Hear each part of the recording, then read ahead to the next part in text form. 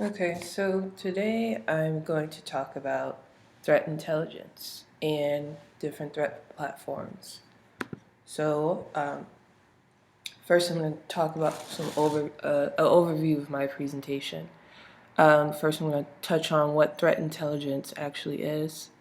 Then I'm going to go into the threat platforms, Threat Connect, Threat Stream, Solstra, and then I'm going to finish it off with the disadvantages of threat intelligence. So this is a quote that I found in my research.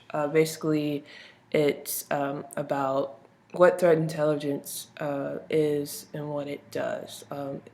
The threat, the quote is evidence-based knowledge, including context, mechanisms, indicators, implications, and actionable advice about an existing or emerging menace or hazard to assets that can be used to inform decisions regarding the subject's response to that menace or hazard. So that's just like a good quote. I found there's a lot of different definitions on what threat intelligence actually is, but I found that that was the best one. So let's dive into some aspects of threat intelligence. Threat intelligence incorporates all these points to create useful information for users. It focuses on the process rather than raw data.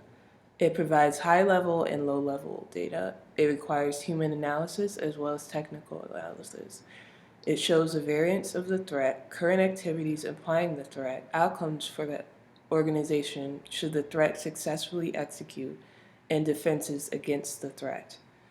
Okay, so basically, it does a variety of these things, and it's definitely not just simple information about threats. It's diving a little bit deeper, and that's why we can call it threat intelligence instead of threat information.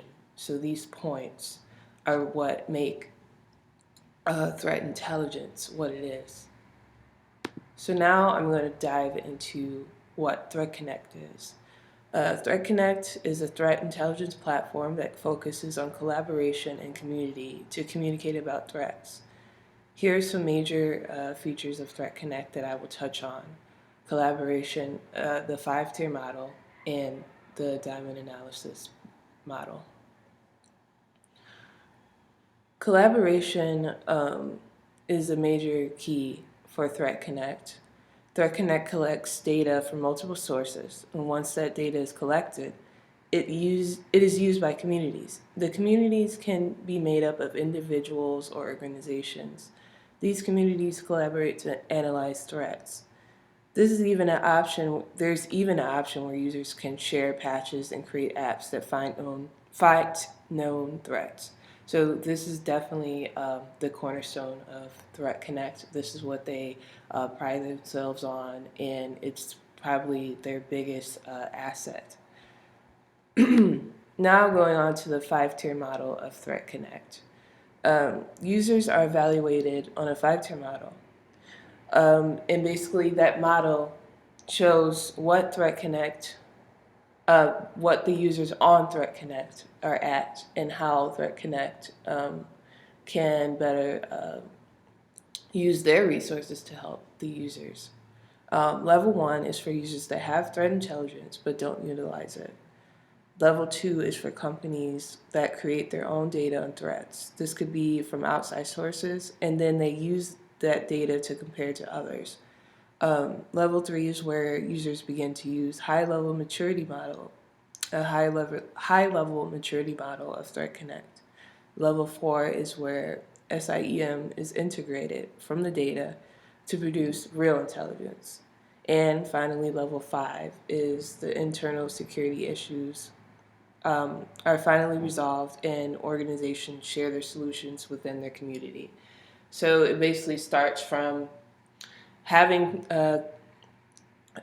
having threat intelligence but not using it, up to 5-tier, fully using all the possible assets or features of Threat Connect, and then sharing those solutions with a community within Threat Connect. Now I'm going to talk about the diamond analysis model. The diamond analysis model is used for intrusion analysis to provide complete intelligence. Threats are broken into four nodes: adversary, capabilities, infrastructure, and victim. It creates a way for Threat Connect to organize information. The model identifies knowledge gaps, unknowns, focuses on a single node for more information, and even creates workflows. So this is kind of how Threat Connect breaks down the threat information and turns it into threat intelligence. This model is very fluid. It can be used in a many of different ways, and it basically is a great tool for users because they can either focus on all the points of the diamond model, or they can focus on one and still get just as much information. So now I'm going to move on to ThreatStream. ThreatStream processes, analyzes, and ranks threat data for more than 170 open source feeds and up to 30 or more commercial feeds. It's designed to work with SIEMs like Splunk to determine if malicious activity is hitting protected networks. Um, and so I'm going to touch on the modern Honey network as well as sharing, which are two interesting features, but definitely not all of the features of ThreatStream. I could pretty much go on all day about it. It's uh, definitely one of the more advanced platforms that are out there right now. So I'm just going to focus on these 2 points that I found pretty interesting. So the Modern Honey Network. A Modern Honey Network is a open source honeypot deployment program that allows organizations to set up traps to catch malware that is targeting specific data, sectors, or technology. With ThreatStream Optic, organizations can set up as many honeypots as they need and feed the discovered data into a threat feed. The data learned can figure out what the attackers were trying to accomplish. It also can be used to match known threats. This is like a pretty cool tool because I know, as doing research, honeypots are definitely not easy to set up in a organization, and most of the time, if they are set up, it's a security organization that has it, or for security research. So with this feature, an organization can set up as many honey networks as they want, which is definitely a great tool to use if you need or desire to have a honeypot in your organization. Okay, let's move on to sharing. Sharing with ThreatStream is protected, which means that public data can be high level, or an organization can share detailed data within a close community. And I thought this was something that most people might look over because, that just because it's open doesn't mean adversaries aren't looking at these sites. So, it's definitely great to have your sharing protected, especially if you don't want adversaries looking at it, and you might cause, without you realizing, you might cause a security threat just by sharing security threats. So definitely a great tool to have some sharing privacy and some sharing policies within your threat intelligence platform. Okay, so now let's go into the last platform I'm going to talk about is Solstra. Um, Solstra is a unique intelligence tool. It's definitely unique in the sense that it's more like a protocol than a platform. It's also completely free to everyone who chooses to download it, which is a plus. It's owned by the Financial Services Information Sharing and Analysis Center, which is SISAC, and the Depository Trust and Clearing Corporation. Solstra's main purpose is to secure financial companies more than make a profit. A lot of companies have the proprietary format issues that prevents integration. So I'm going to talk about STIX and Taxi, or STIX and TAXII. They solve that issue of the proprietary format issues. Sorry.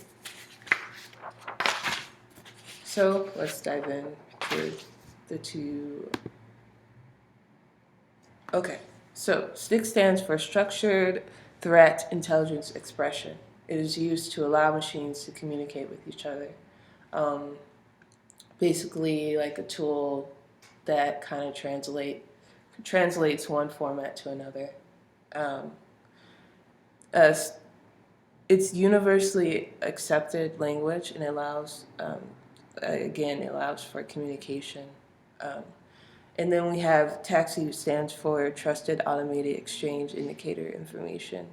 It's a protocol that moves the STIX threat data around safely and quickly, kind of how the TCP protocol works, moving data quickly and securely. So those are like some definitely a main point of Telstra. Now let's get into disadvantages.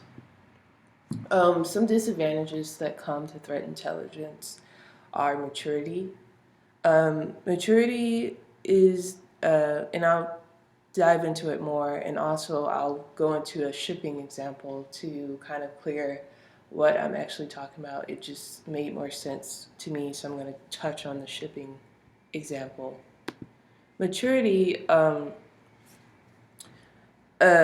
basically, if an organization needs to be more, it needs to be more mature enough security-wise to truly benefit from threat intelligence platforms features. Threat intelligence platforms are used for security systems that are pretty much well-oiled or well-oiled machines already before platforms like Threat Connect, ThreatStream, or Sultra are deployed in their organization. Threat intelligence platforms are complex and require the security systems that are deployed to be maintained and established. Organizations may not need the complexity of TCPs to function or to be beneficial.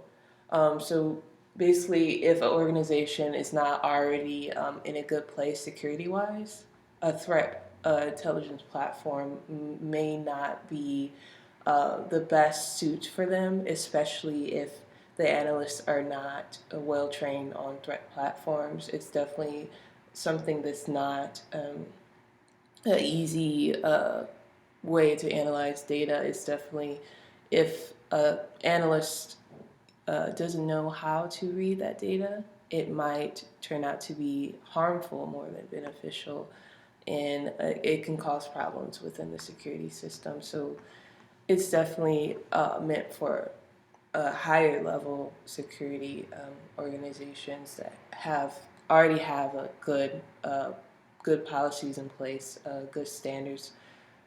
So to kind of like clear up what I'm saying, I'm gonna go over like a shipping example that I found while looking at some disadvantages of threat intelligence. So for example, let's say that there's a shipping company. Shipping firms get tools that provide real time traffic information. Let's say they get a tool. Unless a firm can account for all its vehicles in real time, communicate route changes with its drivers, and assess the impact of diversion, that real time traffic information is not very useful.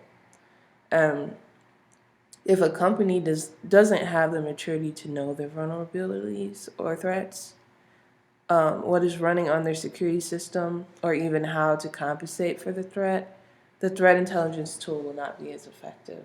So, in terms of a shipping, if they get a real time traffic information, if they don't have a good hold on how their ships work, how they use like some past events on how timely certain packages get to the destination, like a jam on whatever stop won't really make sense. If so, like it definitely needs to have a good at like understanding of how their system works, how their security works in terms of organizations.